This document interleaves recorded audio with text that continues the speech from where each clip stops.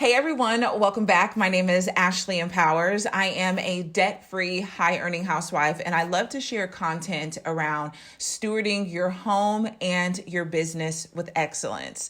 So today we are going to be talking about stewarding your marriage and how you can create a vision plan for this upcoming year.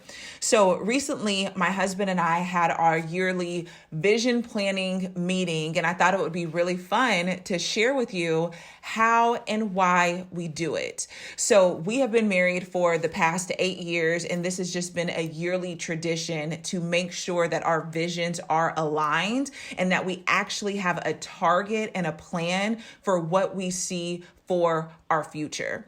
So my mission here is to really help you to build a strong marriage, because I believe when you have a strong marriage, in turn, you will have a strong family. So regardless if you're married or single, definitely just lean in, listen up, take some notes, because this is what you can absolutely apply for your current marriage or your future one. So how we do our vision planning meeting, I just want to kind of walk you through a couple of steps. So number one, we have a yearly meeting as a couple to discuss our vision. And what we do at this meeting is we bring both of our individual visions and we combine our visions at this meeting and just solidify our plans for the year. And so why I really enjoy these meetings is because we typically have them at like a fancy restaurant or one of our favorite restaurants, and we just eat and we enjoy each other's company, and then we get down to business. We bring out our notes, we bring out our notepads, and we really just start talking about what we see for the future. And we come up with our vision together. So what I want to do is share with you some of the example areas that we use to just discuss as we go through this meeting. And so essentially, when we come to the vision meeting, we'll have these certain topics in our vision for the year. So what we first identify are our priorities for our year, right? And that's just maybe one or two things. Maybe it is simplifying your life, or maybe it is really focusing on your parenting and discipline and training up your children. Like the kids are the focus that year. So what you first want to do is just identify what are your priorities for the year. Is it intimacy? Have you guys been getting it in like you should, right? That might be a real priority for the year. So you can kind of identify, what do you think our top 2 priorities should be for this year? And I'll share with you one of mine. So one of mine was simplifying, slowing down. Like that's the vibe that I want for this year. Working smarter and not harder, having our system set up, our team set up so we can slow down and really be present as a couple and a family. So the next category is your spiritual plan. What is your spiritual plan for this upcoming year? That can look like things such as daily prayer, maybe doing a devotional once a week, or doing intentional devotionals with your kids, observing the Sabbath. Like, what is your spiritual plan for this year? Even if you are a couple in a family that doesn't go to church, maybe you'll say, this year we're going to go on a church tour so we can identify what church is the best fit for us and our family. The second area that I suggest discussing at this vision planning meeting is marriage and family. And this is when you really talk about what you want your marriage to look, feel, sound, and smell like, what you want your family to exude, right?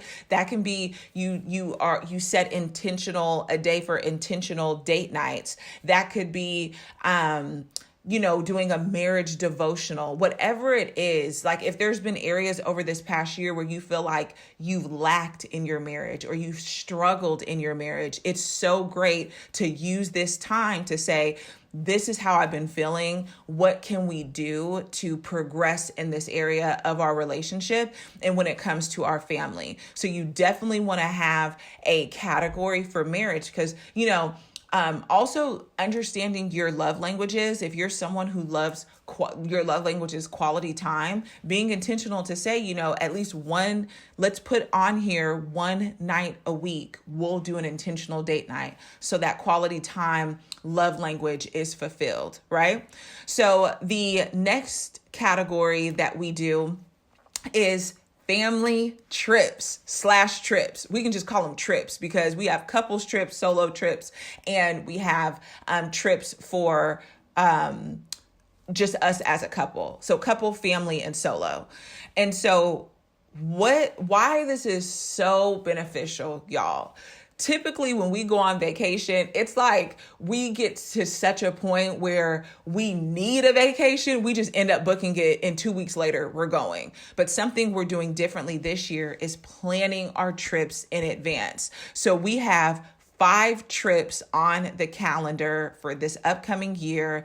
And the reason why we did that is because we know kind of how our calendar is set up when it comes to work and business. And so we want intentional times of rest. So you want to identify, even if it's just one trip a year, like all of these that we plan, they're not like lavish vacations, but they are intentional times for us to pull away so we can recharge and rejuvenate. So we have our trips planned out for the year, and it makes it so exciting because it gives you something to look forward to. And so I'm like, ooh, in April, I know where we're going. I can't wait. And it just really, for me, it's just very exciting. So that was one of the most exciting topics that we discussed is our trips for this upcoming year, because it really does allow you to have something to look forward to. And when you plan it in advance, you can invite other couples and other families to go along with you as well. So the next area I recommend you discussing are your finances. So what we like to do is set a financial goal, be it buying rental properties or the percentage of how much we want to invest for the year. So those are the type of things that we discuss when it comes to finances. So it's really just you setting your goal. Maybe you're a family who this year you're like, I want to make a dent in this debt and I want to pay off a certain chunk of debt. That's what you need to be talking about with your spouse and making sure that you have a system and a plan that's going to allow you to hit that goal. So you want to identify probably 1 to 2 financial goals for this upcoming year. The next area is health. This has been such a huge topic and change in our household.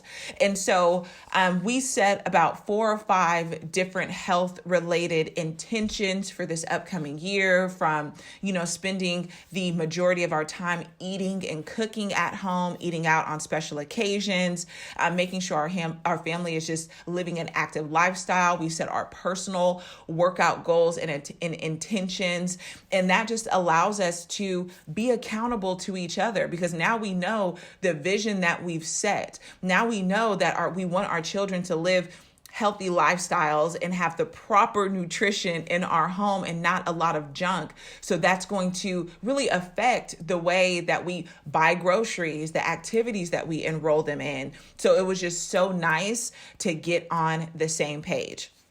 The next area, if you are a business owner, is business. So we, in our meeting, just kind of touched on some business goals, touched on some team members that we want to hire, our vision, some of the things that we want to do. And you guys, just stay tuned. We have 2 big things coming up next year I am so excited about. And I feel like when you work with your couple, if it's business, if it's ministry, if it's just any type of partnership, it is just so much fun to dream and to plan and just to try things, right? Like, we are only on this earth for a short period of time, so we can experiment, right? If we feel led and called to do something, we can do that. So I'm super excited about some of the business things that we have planned this year. And last but not least, sources of income. So being the CEO of our home, right? My husband's the leader of our home, and I like to consider myself the CEO of our home. This kind of piggybacks off of finances, is really it piggybacks off of finances and business. So I like to have our sources of income outlined, and I like to assign certain expenses to that source, right? So let me give you an example. So for instance, like my husband's job, his profession covers our home expenses, or my income that I bring in covers investing.